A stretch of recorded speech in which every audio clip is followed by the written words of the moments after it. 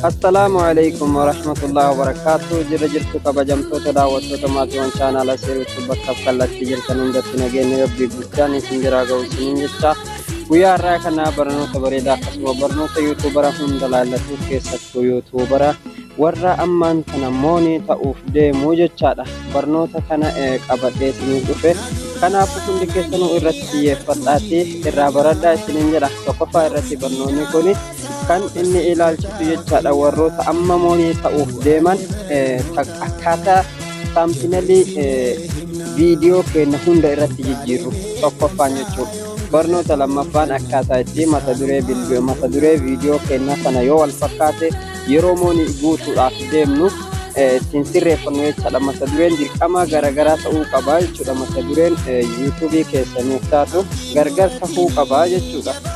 Kanaaf mata duree gargar gochuudhaaf dirqama keessan mata duree asirratti argamu kana jechaadha. Amma kan viidiyoo yuutuubii keessanii sana dirqama mata dureen garaagaraa ta'uu qabaa jechuudha. Kanaafuu yoo akkaataa itti mata duree sana godhatan isinitti argisiisaa hanga dhumaatti na waliin turaa isiniin jedha.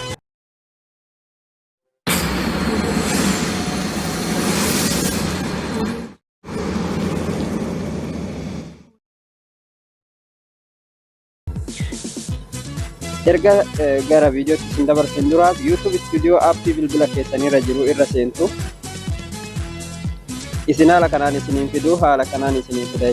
Yeroo isin seentan asirra view fi subscribe fi sa'aatii isiniif fida jechuudha. Kana booda maal gootu asirra dhuftani bakka connect jettu sana irra dhuftani.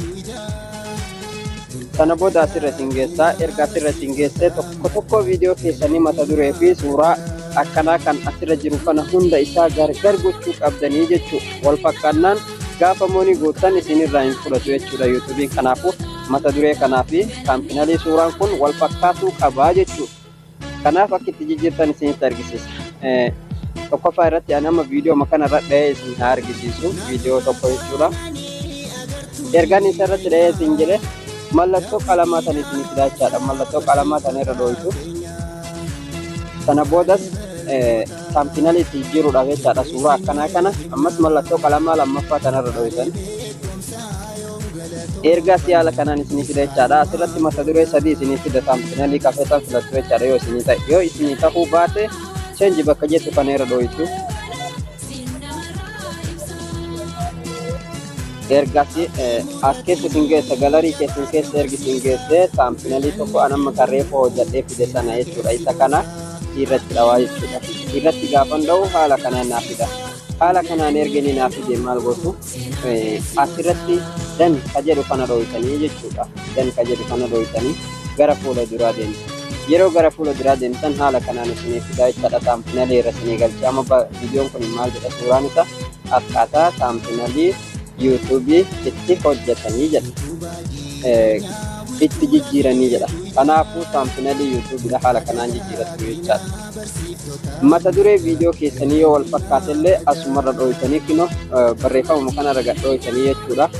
Yeroo saampinalii jijjiirtanii dhuftan mata duree viidiyoo keessanii jijjiiruudhaaf asumarra gadhooftanii jechuudha. Kun maal jedha akkaataa loogoo itti hojjetanii how to logo Africa Music new Oromo Music Oromo TikTok akkasuma new itti hoj TikTok jedhee ani irratti barreessee ture jechuudha mata duree kana.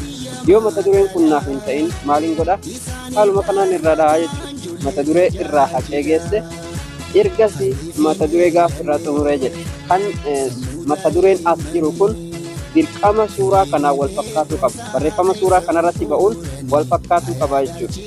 Yoo barreeffamni akkanaa suuraarra hin jiraatin illee suuraa yoo maxxanfattanii jiraattan mata dureen kan viidiyoo kaaniitiin wal fakkaatuu qabu jechuudha. Namoonni hedduun amma bakka kanarratti assalaamu alaikum warahmatullahi wabarakaatu kan jedhanii barreeffatan hedduu ka qabantu jira jechuudha. Viidiyoo yuutuubii isaaniirra mata dureen akkanaa kan wal fakkaatu assalaamu alaikum ka jedhu yookiin viidiyoo 5 4 3 2 ta'uu qaba ta'aa jechuudha. Suni dogongora. Mata duree assalaamu alaikum jedhu tokko godhatuu qabdan. Akkasuma shama harka fuuni ka jedhullee yoo hedduu ta'e tokkotti deebisuu qabdanii jechuudha.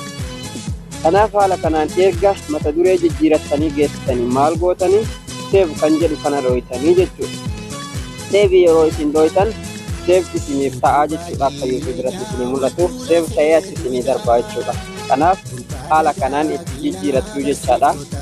jalqaba chaanaala kanatti dhufuutti jirtan taanaan sabskiraayib godhaa maatii kabajamoof jaallatamoo kiyyatti dabalamaa isiniin jedha.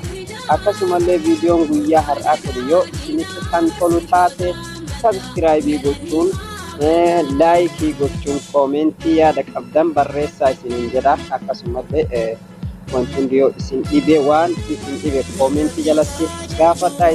Viidiyoon guyyaa har'aa qabatee dhufe isa kana jechuudha. Hanga dhumaatti waan na waliin turtaniif galatoomaa horaa bulaa nagaan tura.